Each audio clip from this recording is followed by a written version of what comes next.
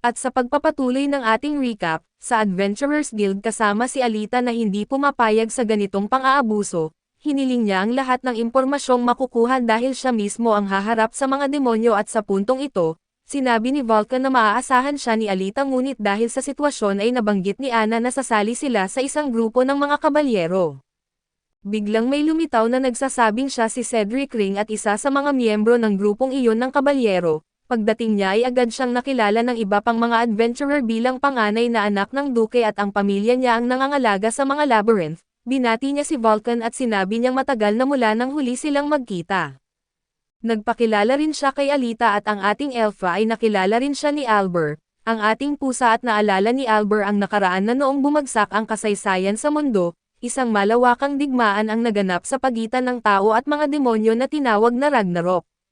Sa kabila nito ay nanalo ang sangkatauhan salamat sa isang binata na ngayon ay kilala bilang dakilang mago, ngunit hindi siya nag-iisa at si Cedric ay isa rin sa mga bayani na nagtagumpay sa digmaan at samantala, tinanong siya ng ating Rubia kung hindi ba masyadong maliit ang kanilang grupo para harapin ang mga demonyo at hindi kilalang mga halimaw.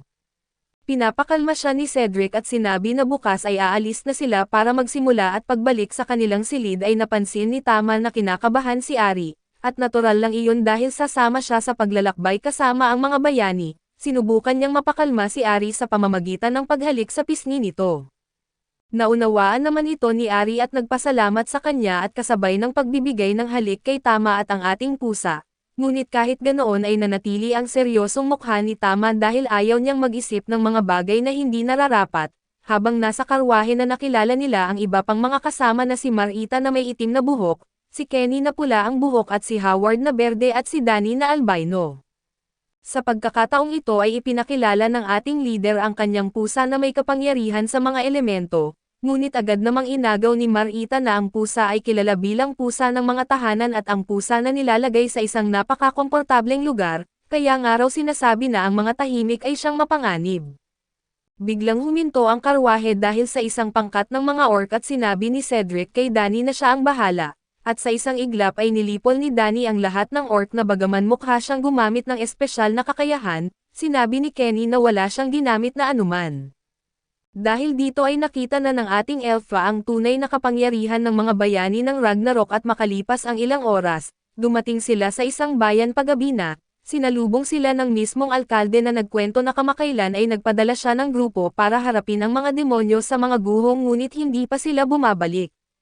Dagdag pa noong nakaraang gabi ay nawala na naman ang isang dalaga at dahil dito ay naalala ng ating leader ang kanyang mga trauma, ngunit pinakalma sila ng alkalde at sinabing nagtitiwala siya sa kanila at ipinaghanda sila ng pagkain at mga silid para makapagpahinga matapos ang mahaba nilang biyahe. Nagtipon silang lahat sa mesa at ang ating Elfa ay nagtanong sa lahat kung bakit tinanong ng ating Elfa kung bakit sila nagpasya na maging mga kabalyero. Sinagot ito ni Kenny na nagsabing ginagawa niya ito para mabayaran ang gamot ng kanyang kapatid na may sakit. Ang mahiyain naman ay nagsabi na gusto niyang palayain ang kanyang ama mula sa pagkaalipin at si Danny naman, dahil mahirap ang kanilang pamilya ay nais bayaran ang kanilang mga utang at ganoon din si Howard, na ang mga utang ang nagtulak sa kanya para magtrabaho. Narinig ito ng ating pusa at napagtanto niyang lahat sila ay may mabigat na dahilan sa likod ng kanilang desisyon. Humingi ng paumanhin si Arya sa pagtatanong ng masyadong personal na bagay kaso pinakalma siya ng iba, na nagsabing lahat sila ay tumugon sa tawag ng tungkulin at ngayon ay naglilingkod ayon sa kanilang sariling kagustuhan. Dumating ang pagkakataon ni Cedric na magsalita at sinabi niya na hindi siya para sa pagmamahal sa mga kababaihan, kaya hindi niya kayang gampanan ang tungkulin sa kanilang angkan at ibinunyag niya na sumali siya sa grupo dahil wala siyang ibang magawa. Gayunpaman ay nasisiyahan siyang pumatay ng maraming kaaway bilang isang kabalyero na sa tingin niya ay napakaastig at ang sagot na ito ay ikinadismaya ni Natana, Vulcan at ng ating pusa at pagkatapos nito ay nagpunta sila sa paliguan.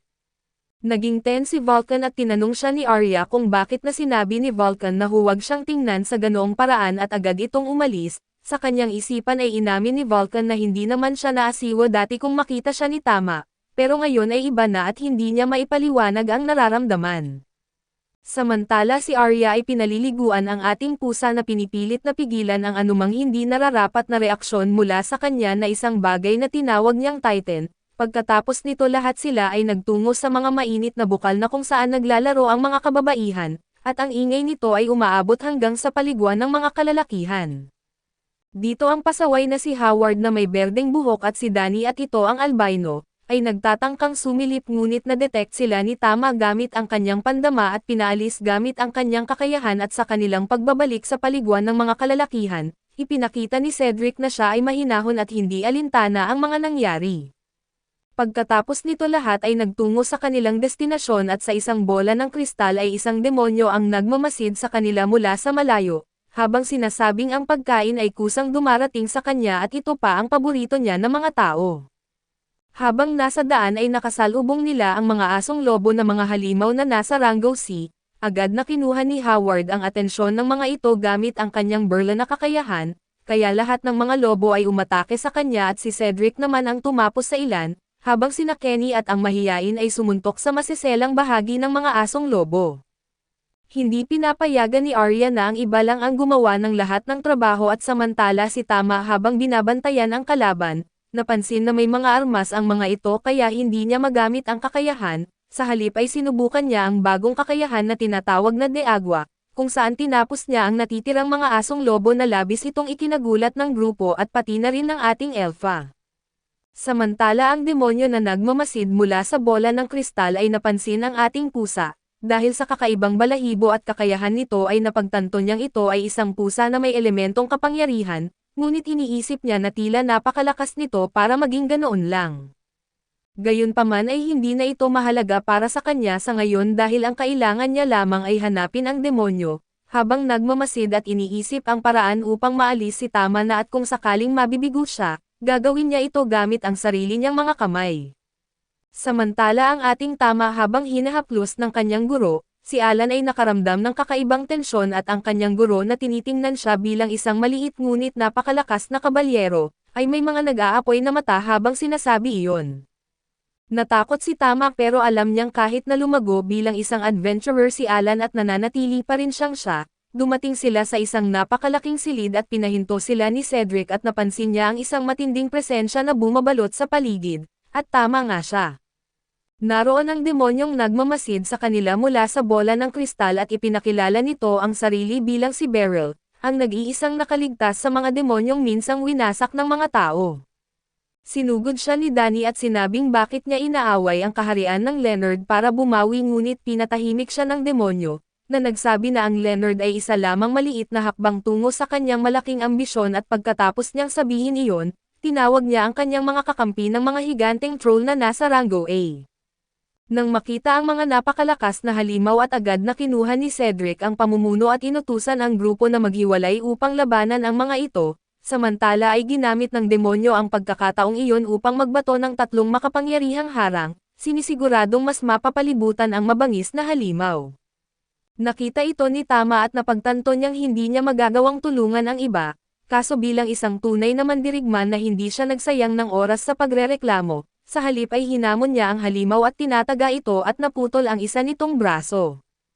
Bagaman nagawang putulin ni Tama ang braso ng halimaw at mabilis itong nag-regenerate, samantala sinabi ng grupo ni Cedric na ang ganitong klase ng halimaw ay espesyalidad ng kanilang leader na agad siyang tumakbo, bitbit ang espada na pinapalakas ng itim na mahika at napatay ang dalawang troll habang nakangiti at nagulat ang demonyo dahil akala niya, ang dakilang mago lamang ang may kakayahang gumamit ng ganoong mahika. Samantala ay nahihirapan si Tama sa laban dahil sa mabilis na paggaling ng mga troll at napilitan siyang umatras, ngunit naisip niyang kailangan niyang mag-evolve upang mas madali niyang makontrol ang sitwasyon, alam niya ang mga posibleng panganib nito ngunit determinado siyang subukan. Habang nakatingin sa kanyang guro ay sinubukan niyang gumamit ng isang bola ng apoy na patuloy na sinusunog ang mga halimaw kahit na mag-regenerate ang mga ito. Kasabay nito ang ating leader ay tumalon patungo sa demonyo gamit ang kanyang kutsilyo, dinidistract ito kasama si Vulcan. Naghagis sila ng maraming usok na nagpalabo sa paningin ng demonyo at sa tulong ng kanyang kakayahang acceleration ay nagawa niyang tamaan ang dibdib ng demonyo, ngunit hindi naapektuhan si Beryl at dahil alam niyang kaya niyang mag-regenerate. Dahil dito ay ginamit ng ating elfa ang isang kakaibang kapangyarihan na gumamit ang ating elfa ng isang kakaibang kapangyarihan na naglabas ng matinding liwanag, Ngunit bago tuluyang mamatay ang demonyong si Beryl at nasugatan niya ang braso ng Elfa gamit ang kanyang may lasong armas. Dahil dito ay parehong bumagsak ang dalawa at bago siya mamatay ay sinabi ni Beryl na hindi siya nag-iisa at ang sangkatauhan ay tiyak na babagsak kapag bumalik ang kapangyarihan. Narinig ito ni Tama ngunit hindi naintindihan kung sino ang tinutukoy ni Beryl.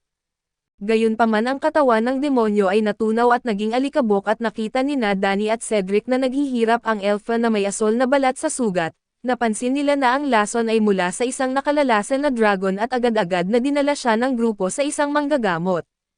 Matapos suriin ng doktor ay binanggit niya na may natitira na lamang 12 oras ang Elfa upang mabuhay at nang tanungin ni Vulcan kung may lunas o antidote, sinabi ng doktor na hanggang ngayon ay wala pang nakaka-neutralize ng lason mula sa isang nakalalasan na dragon.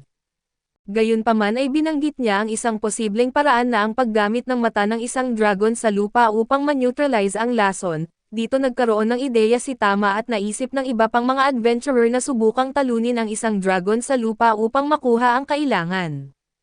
Gayunpaman ay pinigilan sila ni Cedric at pinagsabihan na hindi nila magagawa ito sa natitirang oras at hinimok niya silang mag-isip ng ibang solusyon. Samantala upang maibsan ang sakit ng Elfa ay patuloy na binibigyan siya ng doktor ng mga pampakalma.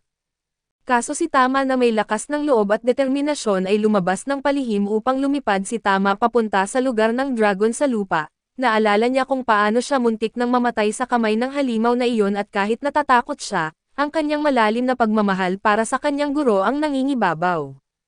Handang gawin ni Tama ang lahat na kahit pa ang ialay ang kanyang buhay at upang mailigtas siya. Dumating siya sa parehong piitan at pumasok sa parehong butas kung saan siya nakatakas dati at muli niyang hinarap ang dragon sa lupa, na noon ay nagigising na.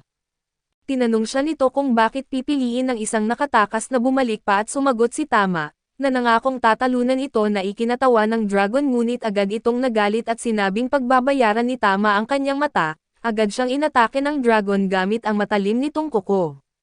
Naiwasan naman ito ni Tama ngunit halos hindi niya magawa ng maayos at sa kanyang isipan ay inamin niyang tama ang dragon at hindi niya ito kayang talunin sa kanyang kasalukuyang anyo, habang tumutulo ang kanyang luha nagpaalam siya sa kanyang guro sa kanyang isipan. Napagdesisyonan niyang tanggapin ang kanyang ebolusyon sa ikalawang anyo at doon, nakita natin si Tama sa kanyang bagong anyo bilang isang napakagandang nilalang na puno ng kapangyarihan. At dito muna matatapos ang recap natin sa bagong anime na ito. Salamat sa inyong panonood hanggang sa muli.